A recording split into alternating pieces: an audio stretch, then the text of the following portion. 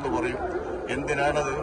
അവർ കൊടുക്കുന്ന വസ്ത്രം വാങ്ങാൻ. എന്നാൽ അവർക്ക് പണം വാങ്ങാം, ആ പണത്തിൽ വാങ്ങിയിട്ട് വസ്ത്രം അവർ കൊടുക്കുക, ആ വസ്ത്രം എടുത്തിട്ട് ഹജ്ജ് ചെയ്യും. അവർക്ക് പറ്റാത്ത ആളുകളാണെങ്കിലോ ഇഷ്ടമില്ലാത്ത ആളുകളാണെങ്കിലോ അല്ലെങ്കിൽ അവർക്ക് കാണാൻ കൗതുകമുള്ള സ്ത്രീകളോ മറ്റോ ആണെങ്കിലോ അവർക്ക് അവർ വസ്ത്രം കൊടുക്കില്ല.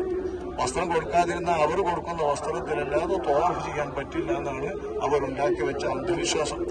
ഈ അന്ധവിശ്വാസം അവർ പഠിപ്പിച്ച് പ്രചരിപ്പിച്ചിട്ട് ചില പെണ്ണുങ്ങളെയൊക്കെ അവർ പറഞ്ഞു പറ്റിപ്പിച്ചുകൊണ്ട് അവർക്ക് കാണാൻ കൗതുകമുള്ള സ്ത്രീകളാണെങ്കിൽ അവരെ കാണാൻ പൂർണ്ണ നഗ്നകളായി തവാഫ് ചെയ്യിക്കാൻ വരെയുള്ള ധാർഷ്ട്യവും ലജ്ജയില്ലാത്ത നെറികേടുകളും അവർ കാണിച്ചിരുന്നു. ആ തവാഫൊന്നും ഇനി പാടില്ല എന്ന് പറയാനാണ് ബഹുമാനപ്പെട്ട സിദ്ദീഖുൽ അക്ബർ റളിയല്ലാഹു അൻഹുവിനെ ഹിജ്റ 9-ാം വർഷത്തിൽ ഹജ്ജ് ഫർളാക്കിയ ഉടനെ നബി തങ്ങളാക്കുന്നത്. അവർ വന്നു പോയ ശേഷം തൊട്ടടുത്ത കൊല്ലം 10-നാണ് നബി സല്ലല്ലാഹു അലൈഹി വസല്ലം നിങ്ങൾ വരുന്നത്. എന്താണ്? ആ 10-ാം കൊല്ലത്തിലാണ് ഇസ്ലാമിന്റെ പരിപൂർണത. ആ പരിപൂർണത പ്രഖ്യാപിച്ച മലയാണ് നമ്മൾ ഈ കാണുന്ന മല. അവിടുത്തെ പ്രസംഗത്തിലാണ് നബിതങ്ങൾക്ക് ഈ ആയത്തിറങ്ങുന്നതും മറ്റൊക്കെ. അതേപോലെ തന്നെ നെമറപ്പള്ളിയിലെ പ്രസംഗത്തിലും ഇവിടുത്തെ പ്രസംഗത്തിലുമൊക്കെയാണ് ഇസ്ലാമിന്റെ സമ്പൂർണ്ണ വേണ്ടമായുള്ള നിയമങ്ങളൊക്കെ ഒരുമിച്ച് അല്ലാഹുവിന്റെ റസൂലിന് അവതരിപ്പിച്ചിട്ടുണ്ട്. ആ നിലക്ക് ഉള്ള മനുഷ്യന്മാർ തമ്മിലുള്ള തിരിച്ചറിവ് മുഴുവൻ അല്ലാഹു സുബ്ഹാനഹു വ തആല ഏർപ്പാടാക്കിയിട്ടുള്ള സംവിധാനിച്ചിട്ടുള്ള ഒരു പ്രത്യേക സ്ഥലമാണ് ഇത്.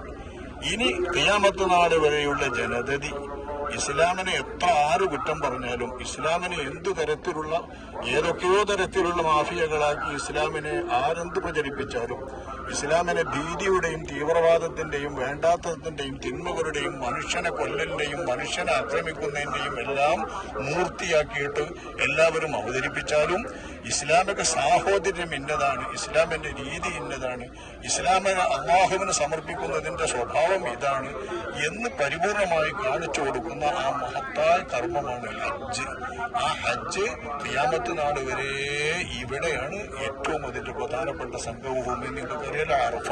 ഞാൻ തുടക്കത്തിൽ പറഞ്ഞ പോലെ മനുഷ്യരാശിയിലെ എത്ര മക്കൾ വന്നാലും ഹജ്ജിന്റെ കാലത്ത് വന്നാൽ ഇവിടുത്തെ ഭരണകൂടൊക്കെ അംഗങ്ങളെ പരിമിതപ്പെടുത്തുന്നതുകൊണ്ടാണ്. ഇത്ര ലക്ഷത്തിനേ പാടുള്ളൂ, നാട്ടുകാർ ഇത്ര പേരെ പാടുള്ളൂ, പുറത്തുനിന്ന് ഇത്ര പേരെ വരാൻ പാടുള്ളൂ. അതൊക്കെ ഭരണകൂടം നിശ്ചയിക്കുന്ന വ്യവസ്ഥ പ്രകാരമാണ് ഇവിടെ അങ്ങനെ നിയന്ത്രണം വരുന്നത്.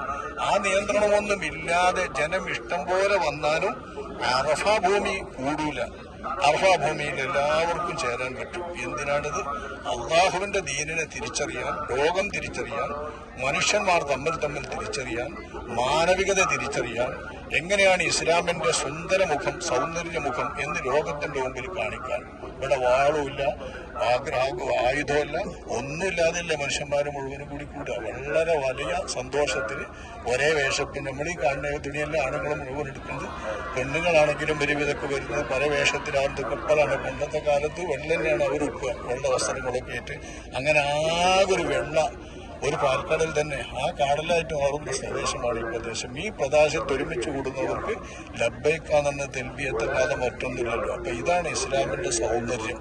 ഈ സൗന്ദര്യത്തെ ഖിയാമത്ത് നാൾ വരെ ഇവിടെ പ്രദർശിപ്പിക്കാൻ, പ്രകടിപ്പിക്കാൻ അള്ളാഹു ഒരുക്കിയിട്ടുള്ള സംഗമ ഭൂമി എന്ന ഒരു ചരിത്ര പ്രത്യേകത ഈ മണ്ണിനുണ്ട്. അതൊന്നും നമ്മൾ കാണാനാണ് നമ്മൾ വന്നത്, ഓർക്കാൻ. അതൊക്കെ അള്ളാഹു തആല അതിന്റെ ഓർമ്മകളൊക്കെയും ശരിക്കും ഉൾക്കൊള്ളാനും വേണ്ട വിധം അതൊക്കെ അനുസ്മരിക്കാനും വേണ്ട സമയത്ത് ആ ചിന്തകളൊക്കെ വേണ്ട വിധത്തിൽ നമ്മുടെ മനസ്സിൽ കൊണ്ടുവരാനും അല്ലാഹു തആല തൗഫീഖ് നൽകുമാറാകട്ടെ. എല്ലാ അർത്ഥത്തിലുള്ള പുണ്യവും നേട്ടവും അല്ലാഹു ഈ സംഗമിക്കൽ അല്ലാഹു തആല നമുക്ക് നൽകുമാറാകട്ടെ. ഇനിയുള്ള സ്ഥലത്തൊന്നും നമ്മൾ ഇറങ്ങൂലല്ലോ.